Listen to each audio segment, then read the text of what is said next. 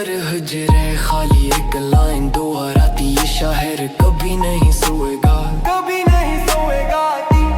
लेकिन सुबह फिर वो है दुकान खिले, शोर रिलों की घंटी, मामूल का सफर। नोटिस की फाल आहिस्ता हले बोली कम, आंखें खड़ी दिल बहती छोड़ के, कानों में सरगोशियां टॉक शोज के लार ब्लॉक्स बदलते जाम के साथ। गलियों में सिपाही सरकारी गाड़ियां और दोस्ती के पुराने किस्से का जाया। तुम बदलता है कदम पीछे नहीं, सिर्फ राहें बदली चेहरे आते जाते।